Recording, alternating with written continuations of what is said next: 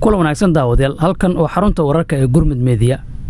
war hadda soo gaaray waxa uu sheegayaa haweeney magaceeda lagu soo koobay Khatra oo kamid ah dadka degan degmada Xamar Jajab ee gobolka Banaadir ayaa la kulantay dhibaato aad u xanuun badan oo saacadii la soo dhaafay baraha bulshada ee internetka gaaraan Facebook aad loogu hadalhay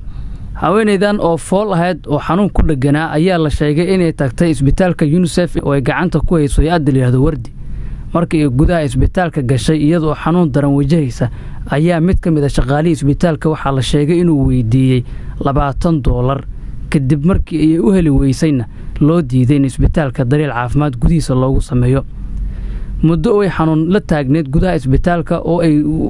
codsi iyo baryo ku jirtay ayaa waxa la ii xaqiijiyay in uu suurtagal weysay kadibna wuxuu soo baxday dibadda isbitaalka iyadoo ku dhacday albaabka hore waxaana la sheegay in durba ay halkaas ku dhashay dad ayaa u gurmaday waxayna ku sugneed xaalad adag oo aanan isbitaal kale loogu qaadi karin markii ay dhashay kadib iyada iyo canugeeda oo la sheegay in iyadu ay dhiig baxayso ayaa loo qaaday isbitaal kale oo ay Turkida maamusho oo ku yaala degmada Xamar Jajab ee gobolka Banaadir gaar ahaan meel ku dhow iskuul Buluusiya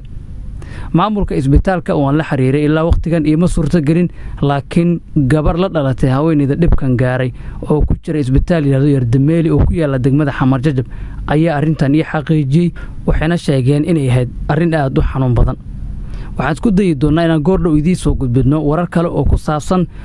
isla arintan waxaana ku guda jirnaa inaan helno waraysigeeda oo aad maqli doontaan ama halkan ka daawan doontaan daqiiqado ama saacado kadib si aad ula socotid wararkii ugu dambeeyay ee xaaladan iyo kuba kaleba fadlan subscribe star kadibna ku dhufo calaamadda kambaleelka waxa ku soo dhici doona warar kale